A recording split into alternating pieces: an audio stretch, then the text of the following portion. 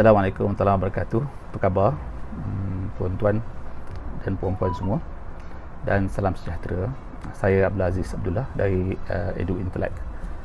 Okey, dah lama saya tak buat video. Okey, pertama sekali saya ucapkan selamat raya lah pada penonton saya yang beragama Islam. Kita baru raya seminggu kan.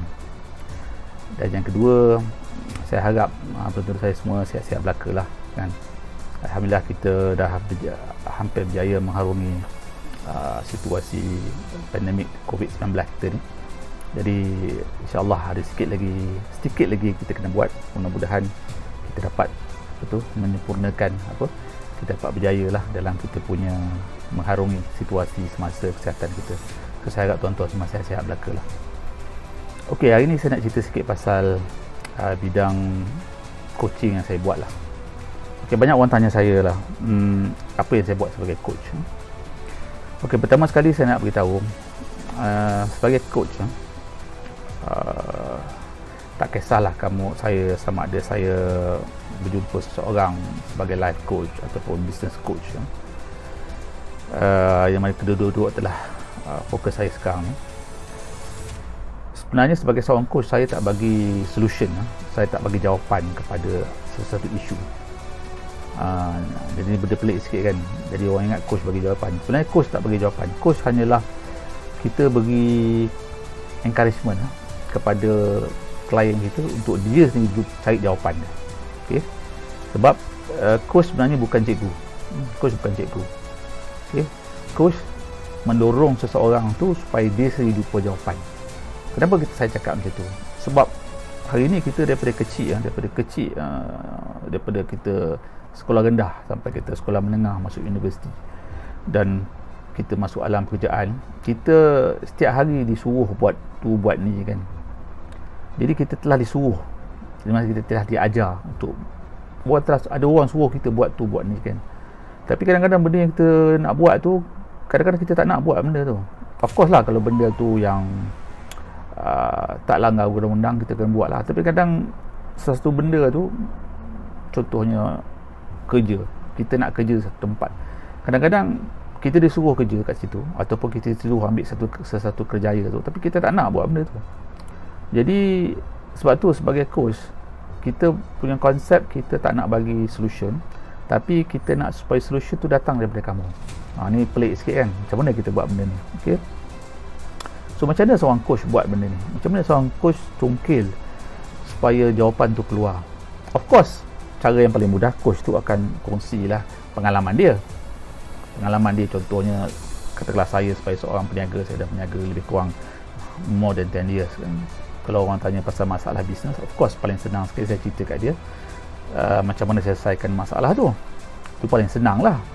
Tapi sebagai seorang coach, sebenarnya saya tak boleh cakap macam mana saya selesaikan masalah tu. Walaupun saya disuruh beritahu pun, mungkin saya boleh cakap bahawa ini pengalaman saya menghadapi situasi ini yang saya buat.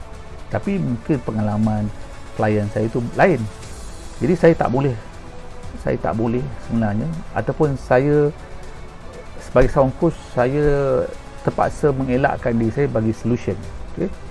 Solution tu kena datang pada orang tu, pada klien saya, sebab hanya dia saja yang tahu masalah dia, bukan saya. Okay, sebenarnya, so sekarang macam mana saya congkil solution daripada dia? Saya nak cerita sikit lah apa yang saya buat untuk congkil solution tu. Okay, sebenarnya sebagai seorang coach ni, macam mana kita congkil jawapan tu daripada seseorang klien saya ialah saya akan tanya dia beberapa perkara asas yang saya akan tanya. Contohnya lah, seseorang tu, macam contoh hari ni lah, dia ada masalah situasi COVID-19 contohnya lah kan, dia ada masalah dalam perniagaan dia. Jadi saya tak boleh cakap kat dia, okey kamu ada masalah, kamu buat A, buat B. Saya boleh, saya kena tanya dia sebenarnya. First sekali soalan yang saya tanya dia, apa sebenarnya yang dia nak dalam perniagaan ni? Itu soalan pertama saya. Apa sebenarnya dia nak dalam perniagaan ni? Kenapa dia jadi ahli perniagaan? Soalan tu dia kena jawab, bukan saya. Kan? Kenapa kenapa dia jadi ahli perniagaan. Jadi saya kena dengar lah apa jawapan dia. Mungkin dia kata saya jadi ahli perniagaan ni sebab saya nak bebas daripada cengkaman makanan gaji, contohnya. Jawapan dia lah kan.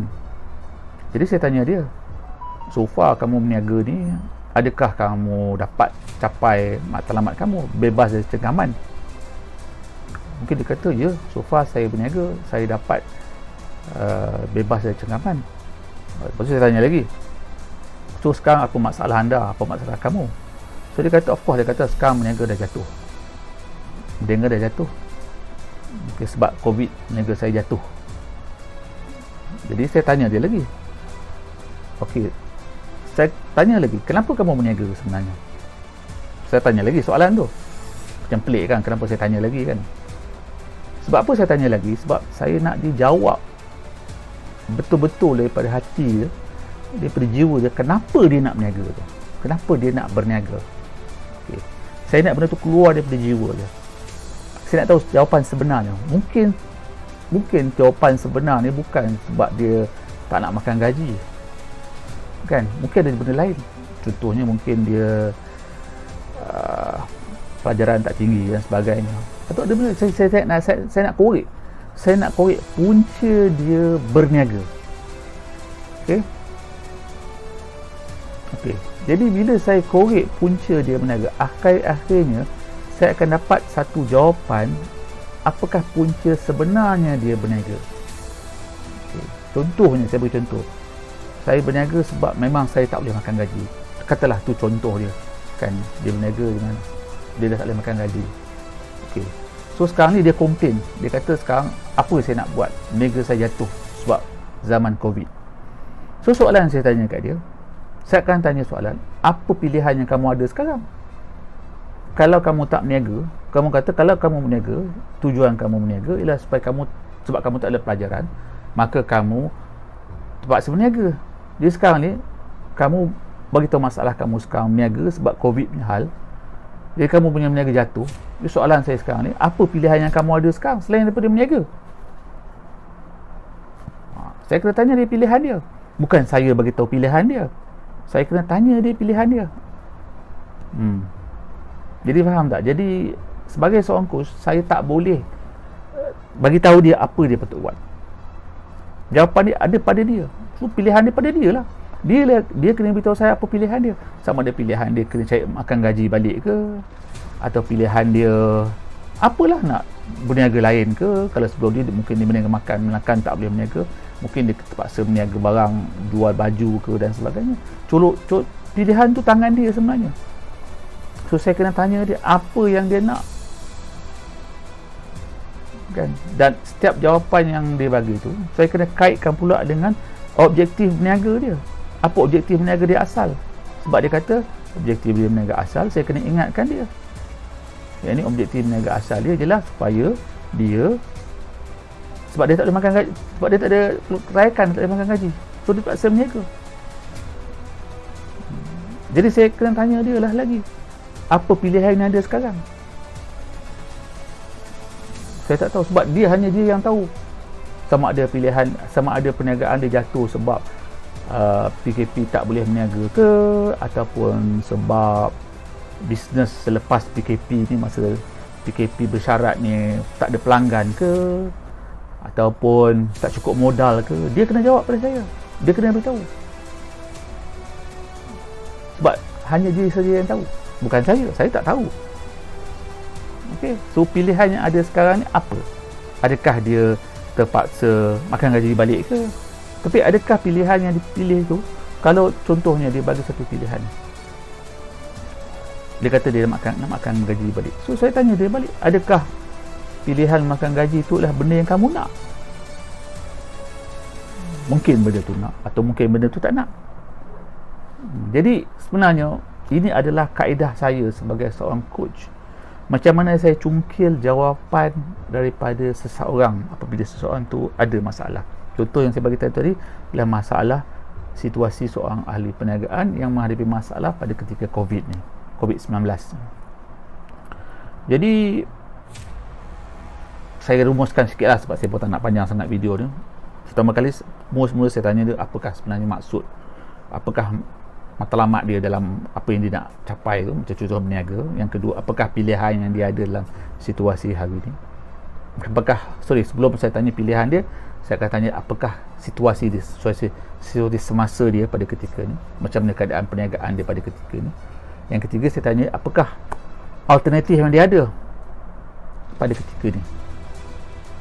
Soalan ketiga saya akan rumuskan, bukan soalan ketiga lah, mungkin daripada soalan ketiga, tapi secara rumus saya akan tanya apakah alternatif yang dia ada, pilihan-pilihan yang dia ada. Lepas tu saya akan tanya lagi, daripada pilihan-pilihan tu boleh tak kamu buat satu pelan tindakan, apa yang kamu nak buat daripada sekarang sampai sebulan, 2 bulan daripada sekarang untuk capai matlamat kamu. Apalah pelan tindakan. Dan akhir sekali, boleh tak kita sama-sama monitor pelan tindakan tu supaya kita boleh capai. Jadi inilah lebih kurang rumusan apa yang saya buat sebagai coach. Macam contoh tadi, topik saya ialah kenapa coach tak bagi solution, tak bagi jawapan. Sebaliknya coach hanya mendorong seseorang tu untuk dapatkan jawapan, dan bagaimana coach mencungkil jawapan daripada seseorang. Jadi saya harap tuan-tuan semua dapat sedikit sebanyak penerangan tentang bagaimana seorang coach berfungsi.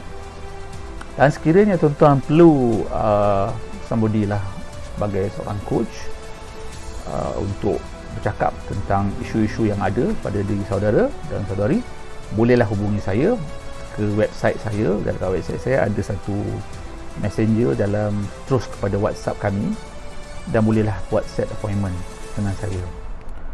Okey, buat masa ni saya menjalankan coach secara virtual, walaupun kita dibenarkan keluar sekarang ni, bertemu di luar sebab kita hanya bertemu one to one kan.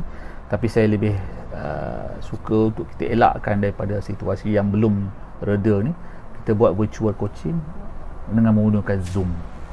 Jadi itu boleh menjimatkan masa sikit, masa perjalanan dan sebagainya. Kita tak perlu nak siap sedia kan, dan sebagainya. Kita boleh buat di rumah kita ataupun di pejabat kita, terluangkan sedikit masa. Jadi saya ada program coaching on one basis, satu-satu. Saya invite lah tuan-tuan untuk try dulu dengan saya untuk satu sesi pertama, di mana tuan-tuan boleh terangkan apa isu yang tuan-tuan dan puan nak bincangkan dengan saya, dan kita tengok macam mana, dan tuan-tuan boleh tengok sendiri macam mana keadaannya saya melaksanakan tugas saya sebagai seorang coach. Okey, itu sajalah. Sekian. Assalamualaikum warahmatullahi wabarakatuh. Kita jumpa lagi. Okey, bye bye.